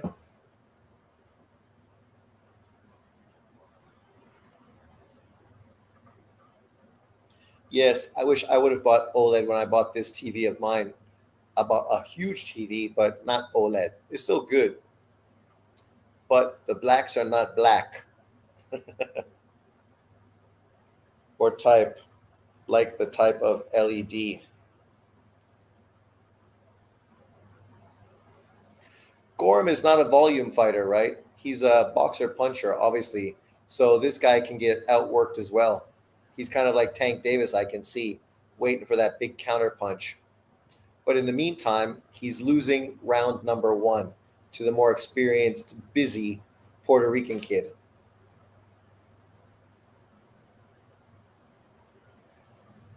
Round 7. Come on, Calazo. Oh my God. How are you getting knocked down like that, Filipino kid? Where's your balance?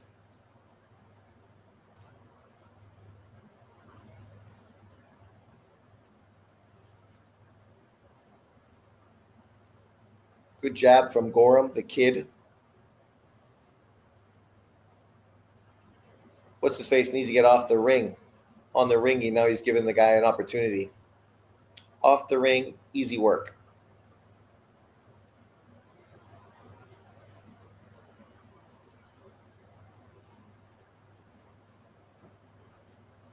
Round 1 to Alomar. Oh, go Colazo. Yeah, true blacks. Good counter punch from Calazo. You got to keep going to that body. I think the Filipino guy, he can't take the body shots. That stuff is what's killing him. The head shots he's absorbed pretty well. What's wrong? Really? Man, that's a terrible corner. The corner stopped the fight there at that point. Jesus Christ, man. That's a terrible fucking stoppage. Terrible. I'm looking at he's hitting it over and over and over to the doctor or the referee stops it. Yeah, head against it, everything you can Yeah, do. when I seen Jamel was cut and I fight, it's like a gas in. Like to see blood. I was a great fight against Jamel Herring. You stopped him, what, 9th round? 10. 2 down. Look at Shakur. He's all over the place talking boxing. Don't say black too much. John Boxing will do another victim video. Yeah. Sean's hating on TVs that have too much black. Calazo with the knockout victory, even though that stoppage was weak. I don't know what the Filipino kid's corner was thinking, why they stopped the fight there. The kid was in the fight.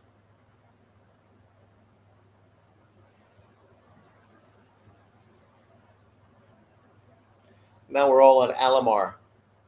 Can Alamar continue to fucking control the distance and keep his hands flowing? Make sure you get off the ropes, keep moving, keep throwing your punches.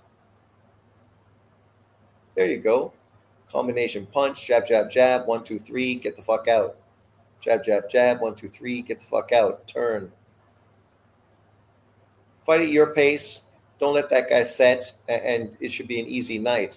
But if you let him get you on the ropes like that, then it becomes difficult.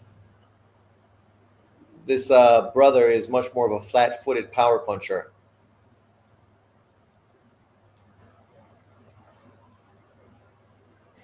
And when you think about him in comparison to other Texans like Spence and Frank Martin, I don't think he's as good as them. Spence was great body puncher, especially early on in his career, and Frank Martin is more explosive, faster feet, faster hands. This kid's feet look, nothing special.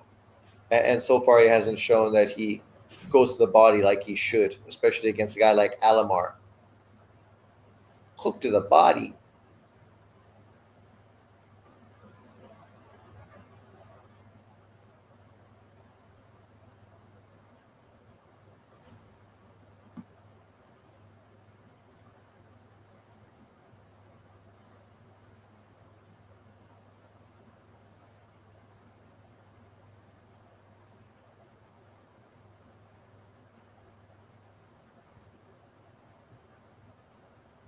Nice jab from Gorham, catching Alamar clean. Alamar keeps his hands low, right? So he's there to be hit. Alamar got to fucking throw his jab more. And get off the ropes.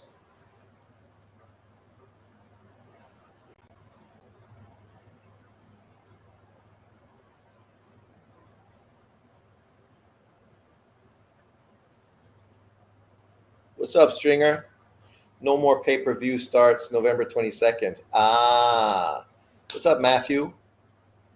John Boxing isn't true black. Well, that's true. He is married to a Mexican. So that does make him a sellout. He ain't married to one of the sisters. So he can't comment on the sisters, right? Isn't that what people say?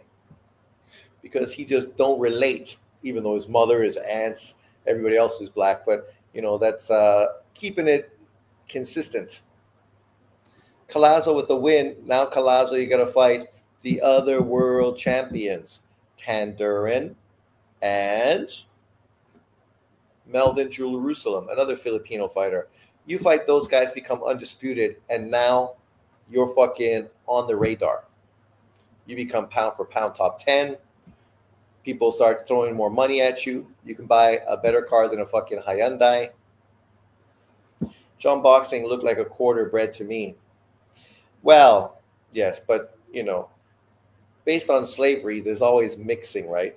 That was the whole sort of historical situation with FBAs, is that there was slavery going on, and people were getting white mixed into the DNA against their will. So he married one of the ones he hates, on the most hypocrite all the way around. Well, it's funny. I don't understand what his wife's family.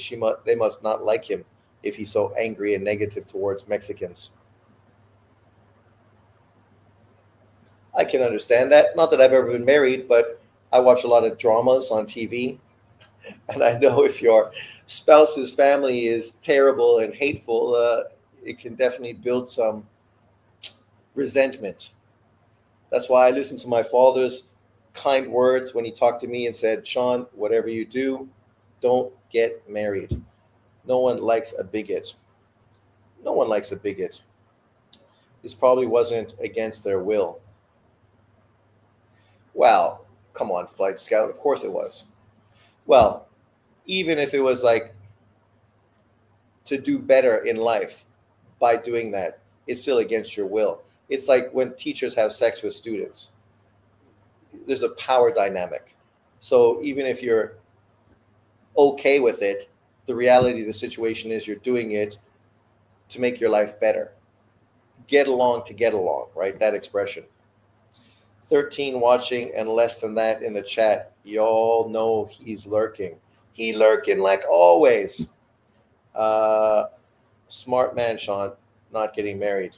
Well, that's one piece of advice my father gave me after being married 3 times. Obviously, I mean, I have no problem with marriage, but I think my issue isn't so much about that. It's mostly because my parents divorced when I was 6, and I don't have a relationship with my mother. So, maybe that's bred some resentment towards the institution of marriage. I'm sure people that come from happy, loving families that didn't suffer divorce would have a different perspective than me. And good. I'm happy for you. We all live our own lives. The lives where they were bred to be bigger, stronger, better, but they were just the kids of the owners. But in truth, bred to be bigger, stronger, and better. For same way you do with dogs and fucking cattle and fucking horses. When you own something and you think of it as an animal, you try to think how to make it better and more productive, right? So when Jimmy the Greek said that about NFL football players, that's scientific fact. I mean, sure, you could say it's in bad taste, right? Because there's people attached to this, right? And it's kind of disrespectful to what they went through. But the reality is now this is a result of that, right? So you might not like how it happened, but you got to be happy with the results, right? And when people talk about Black Americans dominating sports in America, that's fundamentally one of the reasons why, because of 400 years of slavery and that kind of situation, which, yeah, it's bad taste and nobody would sign off on that and say it was good. But that's the truth, right? No matter how distasteful it might be. And so nobody's pro-slavery. I mean, come on. We have slavery today. You notice no one even talks about it. And it should be something that's pointed out because obviously it's just as disgusting today as it was back then. I mean, I'm from Canada. We didn't have slaves. I'm 43 next month and never been married. Gang, gang.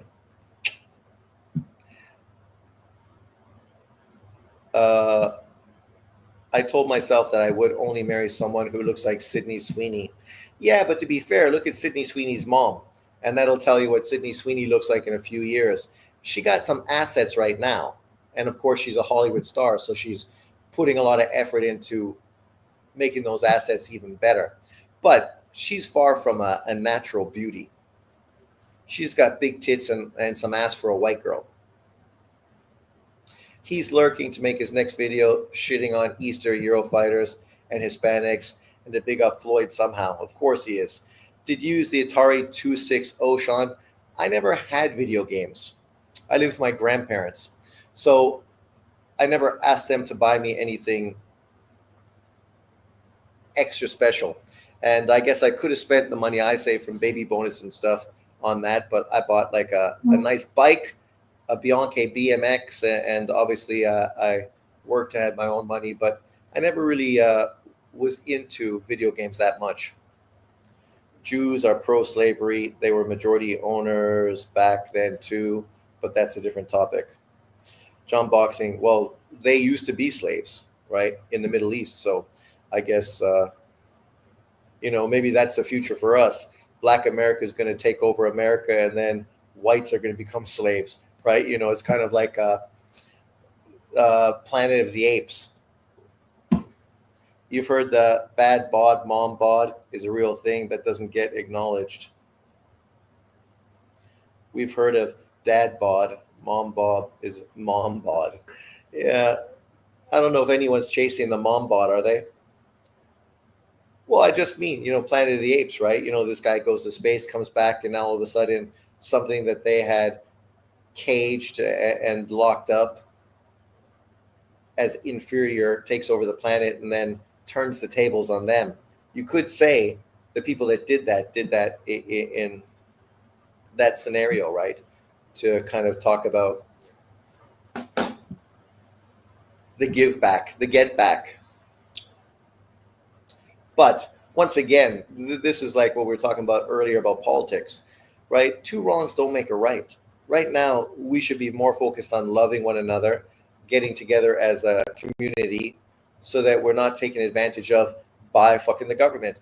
I just watched a video, and it's funny because it's from the Muslim fucking head guy in the States. What's his face? I can't remember his name, but he was talking about Libya's leader, Gaddafi. And not that I'm pro Gaddafi or pro Hugo Chavez, but I understood why both of them were assassinated, because they didn't want to play to the American and the European rules as far as the whole oil situation, right?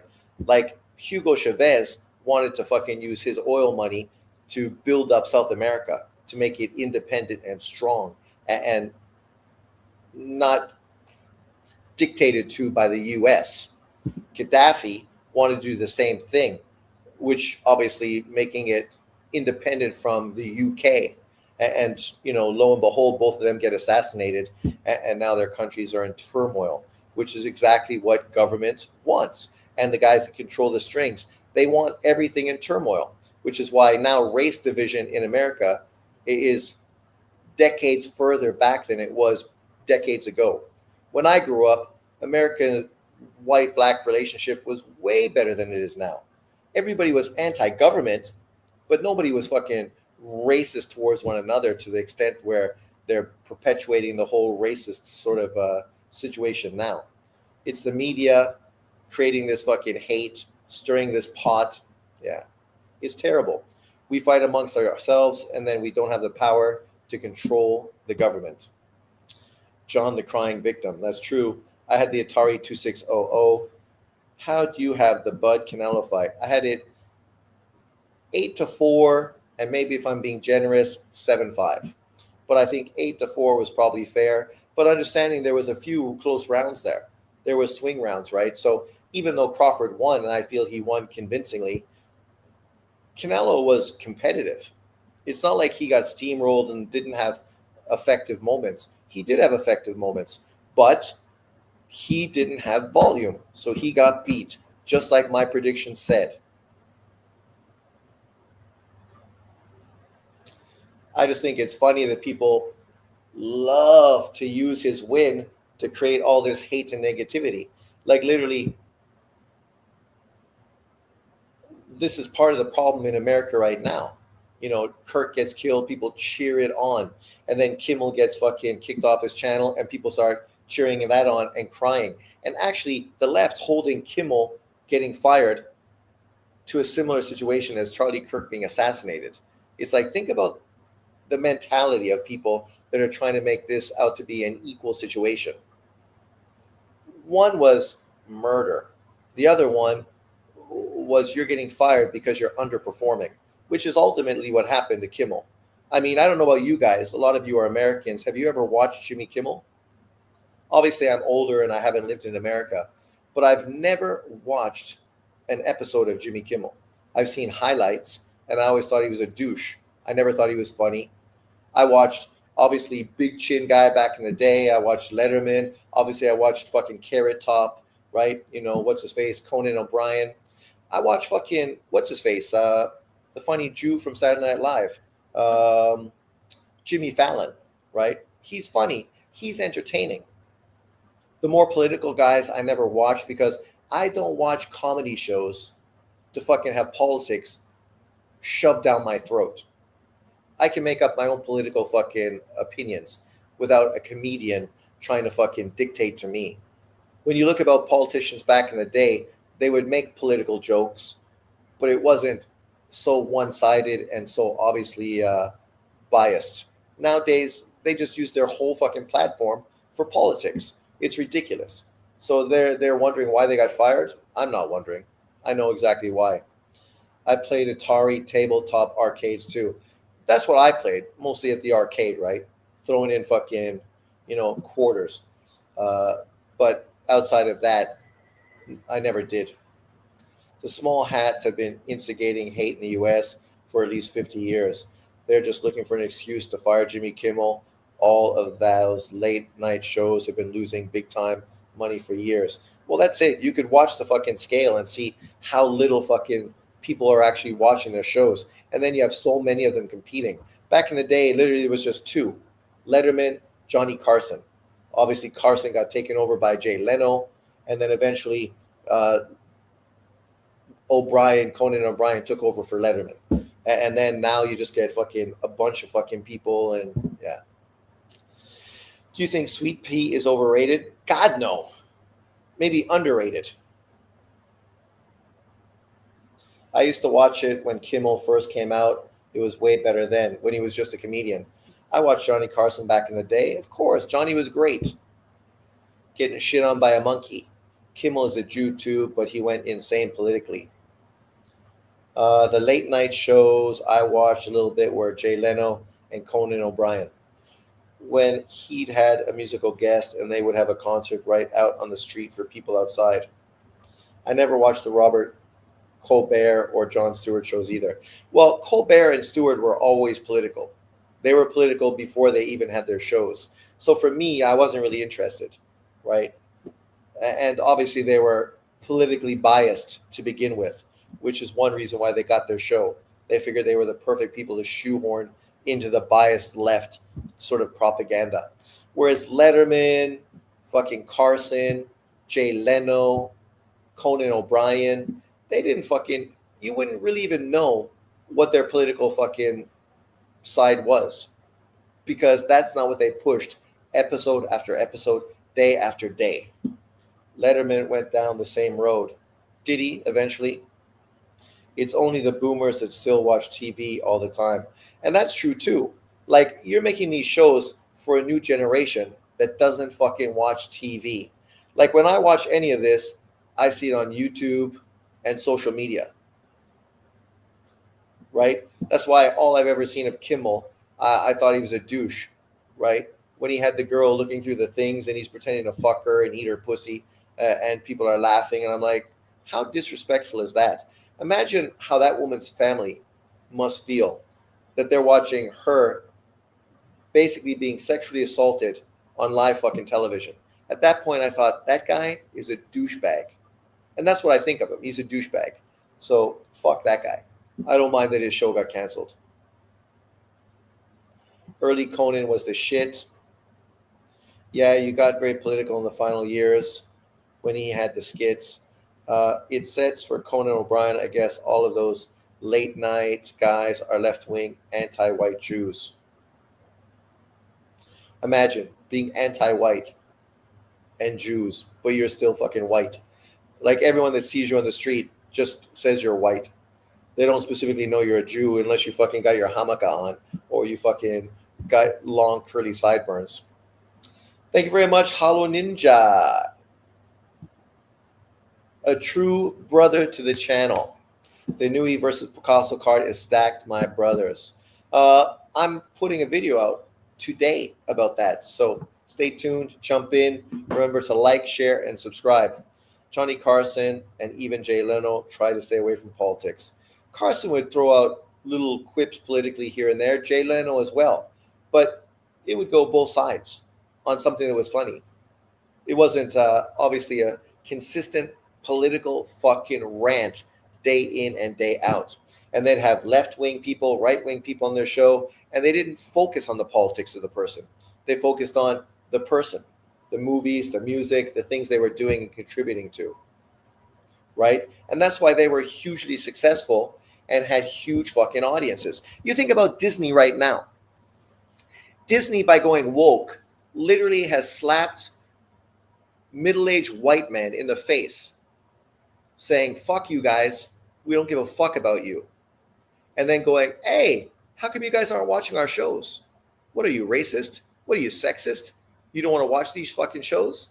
I thought you loved Star Wars.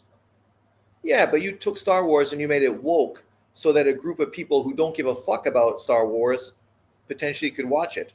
Gay, lesbians, transgendered fucking individuals who never were big Star Trek fans anyway, or big superhero fans. That's not the audience that read comic books and was interested in that type of TV.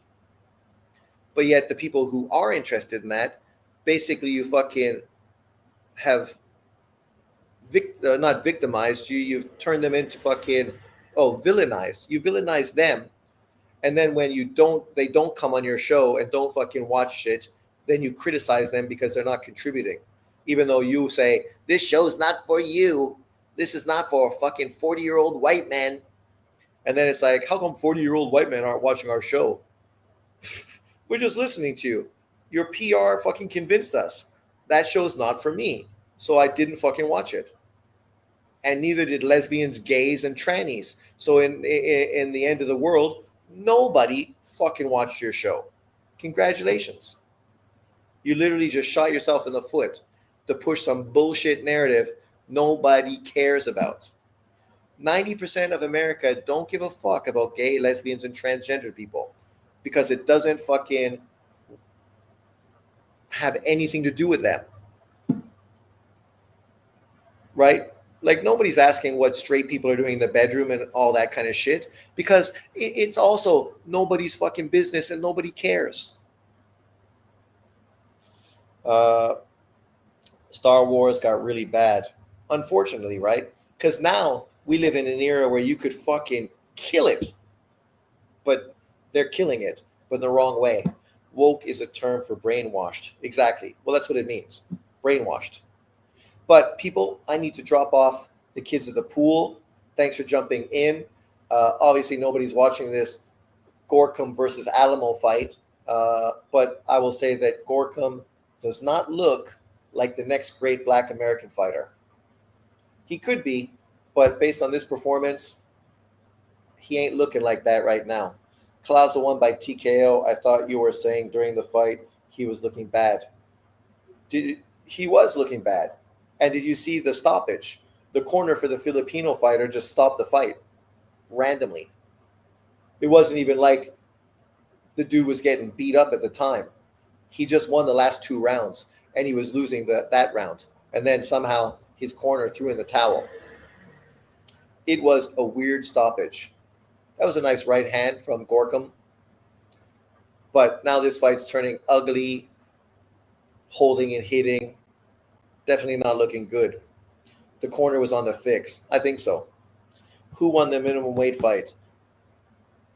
Collazo. He won to defend his unified titles. But what we want is him to unify with the other 2 champions and try to become undisputed. The first minimum weight undisputed champion in boxing history. That is what he needs to aim for, and his promoters. But thanks everyone for jumping in. I will see you later. Peace out. Have a good weekend. Liverpool.